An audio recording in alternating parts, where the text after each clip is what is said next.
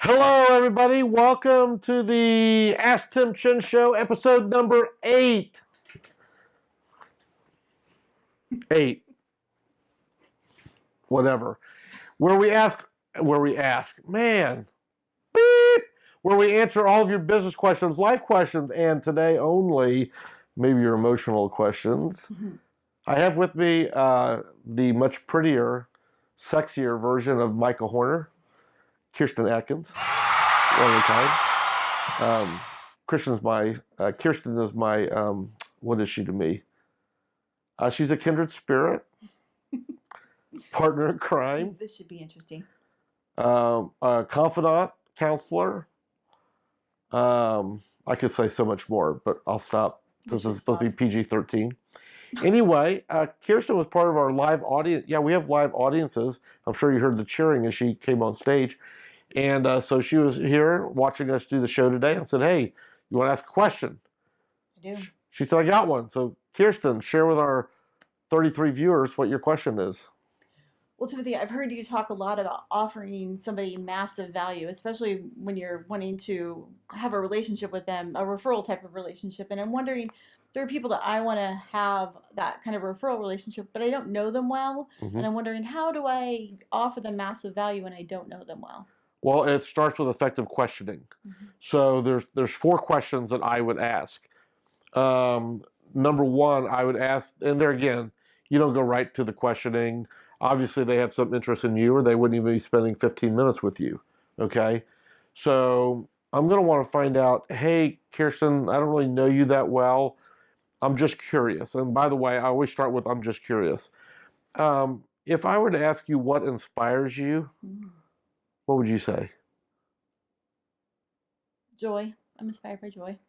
I'm sorry, say it one more time. Joy. Joy. Mm-hmm. How does joy inspire you? Giving it, receiving it, what? Both. Okay, and what would be a definition of you giving it or receiving it? Joy happens in relationships, so I enjoy being in relationship, and so I want to be in relationship with others and create joy. Okay. Joy for them? For both. Okay. Are there ways that you do, how would you normally ascertain what joy was to them so that you could then maybe give them a little bit of that? It's probably just based on experience and time, like being together. Okay. Is that maybe an answer to the question you asked me? It very much could be. So if people know what inspires them, boy, bam, they got it. Mm-hmm. Then other people go, well, helping others. That means they really don't know. Yeah, I was going to say that's kind of a cheesy answer. Yeah. And so I would start with, especially with them knowing that and by the way, she's a certified counselor. Did I say it right? Licensed professional counselor. I'm sorry, licensed professional counselor. So I think for you to ask the inspiration question is an easy fit. They don't realize you're a businesswoman too, because most people don't think of counselors that way. So if I can find out what inspires them, what if they said rescuing animals inspires me? I love it. It's my passion. Yeah. Well, then you start to have your first clue. Right. Okay. Again, I want to do business with and refer to people that have the same interests as me. Right. So you might go, you know what? I'm an animal lover too. Right. I would say, and our dog, we rescued her from the dog pound. Right. And so I would want to create commonality. Commonality is an important thing. Yeah, so it's no different in business as it is in life. Mm-hmm. Then I would ask, the 3, powerful questions, which are, what's your biggest challenge in business right now? Question number 2, what have you tried so far? Question number 3, what are you going to try next? And then the half question is by when? Okay. So you found out what inspired them. Mm-hmm. They're letting you know what their biggest challenge is. Then your only question is, I wonder if I can meet that challenge in some small way. Right. Well, my challenge really is, Kirsten, I'm a CEO of a few companies, and so a lot of people think I'm intimidating or hard to approach. And my greatest challenge is having meaningful relationships. Right. Now, would a big old bell go off in your head? Oh, for sure. Ding, ding, ding. I can do that. Right. Because you said you were a relationship person. That's right. So maybe that's a need. And well, what have you tried? Well, I tried joining the Rotary, and we come in and we leave, and we don't really spend time together. Mm-hmm. So it's through I'm looking for, in my questioning, is there a sweet spot? Is there something that I'm gifted in, Or maybe sometimes it's I can connect them to a person that could. Right. Now I become a connector of people. Right. And like so, we had a situation with a dear friend of mine's daughter. Mm-hmm. And while that's not in your sweet spot, I don't think necessarily what she's doing might be. You are certainly in my mind. Sure. Because you're a great resource. So if I have a wife or a daughter or somebody who is having some emotional problems, and you certainly could meet that need. I could. You're highly trained. So I would encourage our viewers to ask lots of questions, and always and it's kind of like when you date. Well, depending on whether you're a gentleman or not a gentleman, but typically. I'm neither. Pardon me? I'm neither a Okay, gentleman nor not good. a gentleman. Old school is, you ask a girl out back before cell phones. Right. You actually had to pick up a wired phone, like in Right. mom's kitchen, I or remember those little windy yeah, cords. Yeah. dial it. Or buttons. Yeah, button, whatever. And you normally talked for a while before you ever asked a girl out. Right. Now it's like texting, hey, you want to hang out? You want to hook up? Whatever. Right. And you would go out on a date, and you're kind of feeling each other out, family-wise, maybe faith-wise, and then, maybe I enjoyed my time. So we go out on a second date, and we, get a little deeper on the questions. And she likes football too. Right. Or she knows something about cigars, and I'm a cigar, how cool is that? Mm-hmm. How many women know that? Mm-hmm. Then maybe on the third date, get up enough confidence, maybe see if I can hold your hand. Wow. Yeah. It's a big deal. Is that a little early, third date? Wow. A little early? Okay. And, it's obviously not offering massive value on the third date. No, not yet. No, correct. You get past holding hands. But anyway, and then maybe you kiss in the future and whatever. Right. What I'm saying is we don't rush in unless you're making out and blah, blah, blah, blah, blah, and you don't rush into a relationship. Right. And so what I like to do is, normally I'll ask the person too, do you feel like there's something I can add to your life? Oh, that's a good question. And usually they go, yeah, I mean, I'd love to, you were on radio for 7 years. How do I get my own radio show? Or, something, I'd love to learn more about social media. Mm-hmm. So sometimes they'll pick up on an expertise you have. And so when you say, is there anything I could do to help you with your business? Or, do you see any value in maybe us developing a relationship? Mm-hmm. If they go, no, but thanks, you're done. Some will, some won't. So what? Move on. Yeah, move on. So I love, even on first appointments, asking lots of questions. I'm never going to go, how much did you earn last year? I mean, that would be like making out on the first date. I was gonna say, that's a little uncomfortable. Yeah. And so I'm always going to, ballpark, right. Approximately. Mm-hmm. And then, of course, people love to talk about themselves. Right, always. So I'm going to ask questions too, what do you consider your biggest accomplishment? Now, I ask an interview question that's a little unusual. When I'm interviewing people, I ask them, what do you consider to be your biggest failure in life? Because that's a really interesting question. They've never been asked it before. I mean, I could answer that for me immediately, and that's I've been married twice. Mm-hmm. Well, I'm actually married now, but I've been married twice before. And I would consider those some of the greatest failures of my life. Which speaks to your values. I hope so. Mm-hmm. It wasn't very valuable to me at the time, but it's valuable to me now. Right. So I think that, when you can find out what a person perceives as, well, I lost my first job sacking groceries. That's your biggest failure? It kind of shows you that maybe they don't want to be authentic. So, like I said, where do you see the relationship going? Do you think I could bring value to your life? Mm-hmm. I like that question a lot because it's actually allowing the person on the other end of the conversation to define what you can bring to the relationship.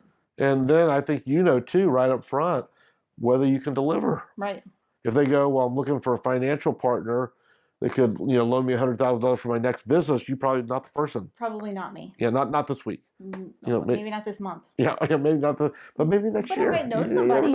I mean, if I'm going to be a good networker and a good referral partner, I need to know that. Right. Another powerful question, and we're probably running out of time all on one question, but great to have you here. I think another question is there anybody or any profession that you'd like to be introduced to? Sure. Because you do know lots of I people. do know a lot of people. I mean, at your gala every year with 400 or 500 people at it. Mhm. There's all kinds, doctors, attorneys, all kinds. Right. Today, someone here in Kansas City sent me a message that I saw you just got back from Phoenix. My mom's selling a home there, and do you know a good real estate attorney there? I don't, but I'll have one for her by tomorrow. So sometimes you can, now you're Right. you know people. Right. So maybe I don't really care for you, but I might want to know the people you know. It's true. Who knows? It's true. And so anyway, all right. Did I answer your question? I think it's a great answer. More than enough. How are we doing on time, Mr. Boss Man? Michael Horner is in the house, by the way. We're checking time here. 18 minutes. 11. You got 7 minutes to go. Oh well, we did another question. Yeah. You want to come back on now? Yeah. Do this. You can do this question here. Okay. Which is? You're here, so. Yeah. Once you ask it, here. We're gonna switch out. This is live. Live YouTube. Yeah, live YouTube. Live on YouTube. Thank you. We're live on Periscope, but I don't think anybody's viewing right now. So. What are you doing? Watching Fox News? Come on.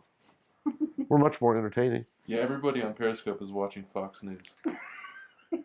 I watch Fox News. I know. All right. We have time for one more question while I grab a glass of water. Episode number 8 is only a few minutes left in it. So, the next question is, my biggest challenge as a realtor is establishing a presence without a marketing budget. I think this is applicable to way more than just realtors. There's a lot of small business owners and solo entrepreneurs that have this same issue. But we can talk about realtors first. Well, I just really covered it with Kirsten. I mean, I don't care what business you're in. You have to find the audience for your product. How, if any, can you bring value to them? So let me throw this question over to you, Micah. You started a company from scratch. Matter of fact, when you first told me about it, I didn't try to talk you out of it, but I didn't think it was a very good idea. I'm still questioning, but you've gone from scratch to a 6-figure business in a year. You didn't have any money. You may have had $200, and you never asked me for money. I was a little hurt by that. I would have invested in Rebecca. Shoot, I wish I had known that. Yeah, well, the Bible says you have not because you ask not. Hey, you could still give me money anytime you want. Yeah, I gave you $500, but you spent it all on me, so I appreciate it. All right, so what did you do with no marketing budget to go from 0 to 6 figures in a year? What I did was, just like you're talking about, is the in-person stuff that I was doing for whatever reason wasn't working. So that may be because my your fault. personality is a little dry. Yeah, absolutely. Maybe my fault.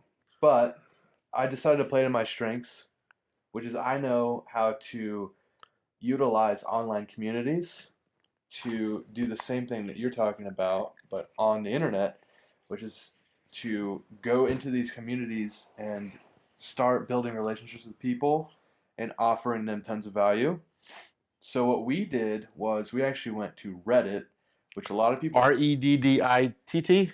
Yes. No, it's REDDIT. One T, 2 Ds, 1 T. Yep.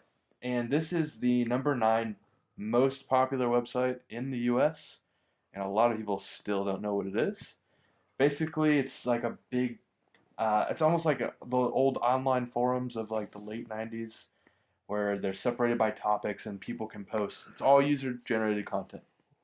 So within Reddit are these sub-communities based around whatever topic. There's entrepreneurship, whatever. Yeah, there's one for just about everything. So I went to the one for entrepreneurs because that was our target market, was small businesses and entrepreneurs. And I started talking about what we were doing in the business to launch in 2 months. So we gave ourselves a 2-month launch date, and I laid everything out. I basically told our story, but I mixed the storytelling in with practical advice. So this is step by step what we did. So I went to the community, and I knew there's a lot of fluff in this community, a lot of people posting stuff that maybe makes people feel good, but it's not very actionable. So I went to the community, and I posted step by step what we did. And it was hugely valuable. It went viral within the community. It got shared everywhere. And that's where almost all of our initial customers came from. So we got 30, 40 customers day one. These are average $250 a month clients. So this is day What kind of one. profit margin? Profit margin is, we can discuss that Oh. probably later. It's good. Okay. It's good. But yeah, I mean, we spent zero money. We just went to a community, provided them tons of value, and then a lot of times when you do good for people, you don't necessarily plan on getting something out of it, but it just happens. And Okay. I really believe in that. The whole generosity thing is just giving without expecting anything necessarily. Now, we all know if you do good, good will come back to you. We know Most of the that, time. but, well, usually, yeah. But we went in without a real plan, and it kind of happened accidentally. It kind of blew up without us. We kind of knew this. We went strategic with it. We knew this was going to be valuable. Mhm. We didn't necessarily know it was going to end up being that good for us. So. Okay. So let me give some old school thoughts on it. How about how to find money? Okay. So how about a garage sale? I've made $3,000 in a garage sale. That'll fund some marketing. Yeah. Okay. How about sell your boat? How about get rid of your $300 a month cable bill? How about sell a kidney on the black market? I mean, all doable, if you have the right contacts. How about your wife is employed? So have her go into her employer tomorrow and raise her deductions from 2 to 10. That'll be about $300 to $400 a month. Now, if you use up all your trust chips and she doesn't trust you, don't try that one. But if you haven't and she believes in you, do that. Borrow from your 401k. Take out a line of, you're in real estate, take out a second mortgage on your home. I took out a $40,000 mortgage on my first home to start in the insurance business. I guess I had a little, my wife at times said, are you sure you know what you're doing? Yes. And I parlayed that $40,000 into $500,000 a year within 4 years. So there are places to get money. Maybe, like I said, clean out your flipping storage units that you've been paying the storage unit place for 3 years on. Clean it out and get some money that way. Drive a brand new car, sell it, buy a used car. So are you, again, true entrepreneurs are willing to eat beanie weenies. Quit eating out. Absolutely. That's a huge one. Yeah, I mean, at the height of my success and eating at the country club 3 or 4 nights a week, we're spending $1,000 a month on food. And so there, what can you cut from your budget? And remember, 99% of what you do is crap and unimportant. And so, where do you spend? I mean, my cable bill's like $240 a month. I mean, if things were really tight. What's cable? Well, not cable, but my DirecTV. What's that? I have to have NFL package. We use Netflix nowadays. Oh, I'll show you how to. No, can you get all current shows on there? No. Exactly. I have to have History Channel. I'm old. So anyway, so it's not just, don't say you don't have a marketing budget. Go out and create one. Here's another novel thought. Get a part-time job to fund it. There's a novel thought. Go work at McDonald's. They're going to be making $15 an hour soon. And then they're going to go to robots and you're not going to have a job because you're worried about $15 an hour. Do you see Carl Jr. going to have the first all-automated Carl Jr.'s? Yeah. Yeah, that's going to be a fiasco. They can't pick up on your... Can you imagine them trying to hear Amber through one of those drive-thru? Hey, y'all, I want this with double mayo and mashed ketchup and blah, blah, blah, blah, blah. Man, she'll probably get like, I don't know, I don't know what she'll get. So anyway, but a part-time job? It's one way, yeah. How bad you want it? Yeah, but there are a lot, like I said, there are a lot of free ways to generate business as well, if you're smart about it. And a lot of Well, that's why they're tuning in, because they're smart. Yeah. Well, I mean, look at what you're doing with the Periscope thing. There's a lot of ways to reach people nowadays through the internet for free if you're willing to investigate what the new things are. And all right. not just think, well, that's why I keep him around. He tells me all the new stuff. All right, this has been episode 8 of the AskTimChin show. If you want to read my blog, if you still read, if you can read, you can go to what am I saying? Go to Timothy, Timothy, A as in all-star, Chin, Chin, and you can watch my blog there. You can also see where I'm speaking. Don't come if you are coming to shoot me. Just go somewhere else. Go to a Hillary Clinton rally. No, don't go there. Just go somewhere else other than. I didn't mean shoot her. I did not mean. Okay, You so we. should probably start with your website again because you didn't say dot anything. So start with the website. TimTheHN.com. Yeah. We have to use .coms now. What did I On the say? internet. Nothing. Said nothing. Because I'm Alright. big enough without it. I don't need a .com. Well, people my age will assume, but Okay. older folks might not. Anyway, thanks for joining us today. Tune in to our next episode where we'll answer more of your questions, but only if you send them in. And our question of the day is what? What is worse, a fanny pack or a man bag? There's nothing wrong with a man bag. Purse. Sorry. There's nothing wrong with a man purse. So that's an easy Or a one, fanny a pack. fanny pack. I All right. disagree.